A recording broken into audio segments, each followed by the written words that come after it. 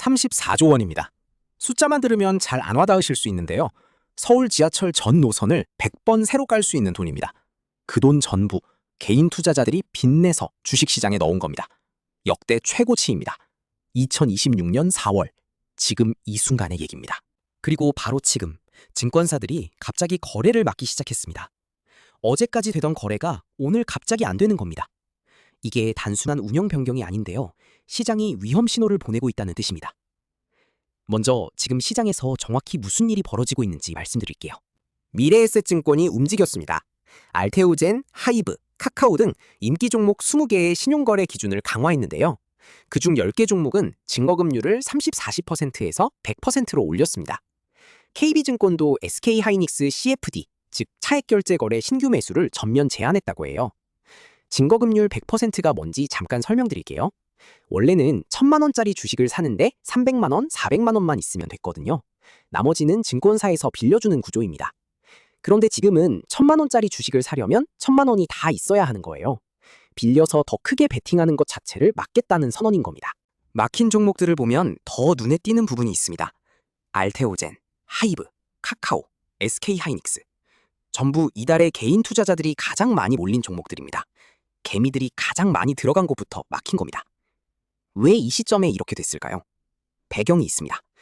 미국과 이란의 종전 협상 기대감이 퍼지면서 코스피가 이달에만 무려 27% 급등했습니다. 지금 코스피가 6,400을 넘어섰는데요. 이 흐름에 투자자들이 흥분한 겁니다.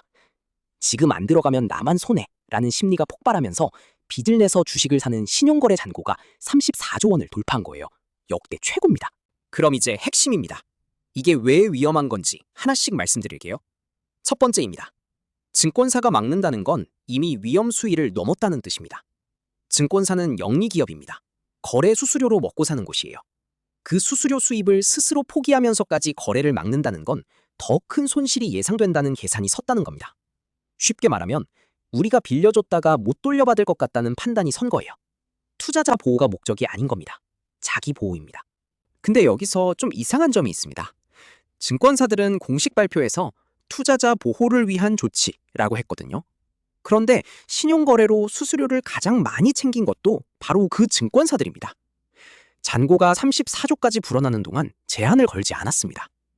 보호가 목적이라면 왜 지금일까요? 34조가 되고 나서일까요? 두 번째 위험입니다. 신용거래에는 반대매매라는 구조가 있는데요. 주가가 일정 수준 이하로 떨어지면 내 의지와 상관없이 증권사가 강제로 내 주식을 팝니다. 문제는 이게 동시에 여러 명에게 발동될 때입니다. 주가가 떨어지면 반대매매가 발동되고 반대매매가 발동되면 주식이 더 팔리고 주식이 더 팔리면 주가가 또 떨어집니다. 또 반대매매가 발동되는 거예요. 이게 연쇄폭락의 구조입니다. 34조 원이 지금 이 구조 안에 들어가 있는 겁니다. 도화선에 불이 붙으면 끄기 전에 이미 번집니다. 세 번째입니다. 손실은 오롯이 개인의 몫이라는 거예요. 증권사는 반대매매로 원금을 회수합니다. 은행은 대출 이자를 받습니다. 남은 손실은 투자자 본인의 빚으로 남습니다.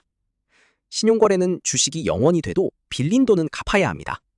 주식은 잃고 빚만 남는 시나리오가 실제로 가능한 겁니다. 20, 30대 개인 투자자 중에 이 구조를 정확히 알고 들어간 분이 얼마나 될까요? 네 번째, 지금 진입하는 사람이 가장 위험합니다. 지금 시장에 들어오는 분들은 이미 27% 오른 시장에 진입하는 겁니다. 상승의 과실은 먼저 들어온 사람이 먹습니다. 하락의 피해는 마지막에 들어온 사람이 고스란히 입습니다. 규제가 시작됐다는 건 이미 그 마지막 구간에 진입했을 가능성이 있다는 경고입니다. 이런 일 전에도 있었습니다. 2022년입니다.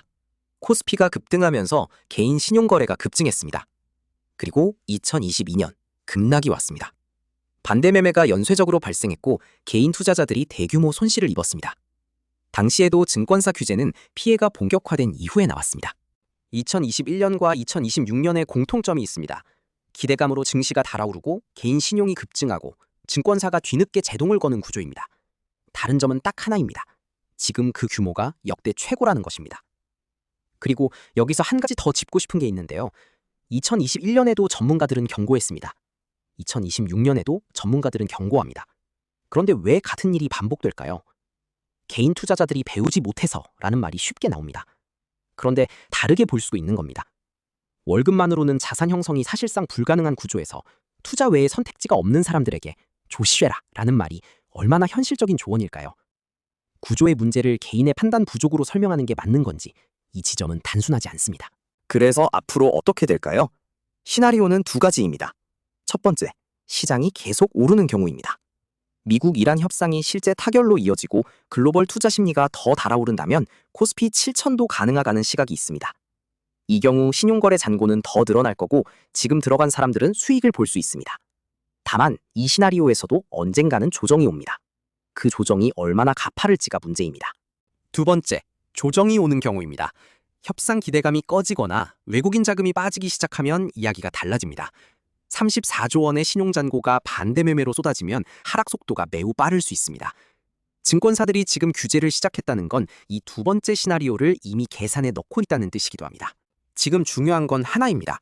빚을 내서 투자하고 있다면 내가 반대 매매 발동 구간이 어딘지 정확히 알고 있어야 합니다. 시장이 오를 때 들어간 빚은 시장이 내려갈 때 가장 먼저 나를 공격하거든요. 오늘 복실이가 물어온 이야기는 여기까지입니다. 34조짜리 경고, 가볍게 넘기지 마시고 한 번쯤 본인 상황에 비춰보시면 좋겠습니다.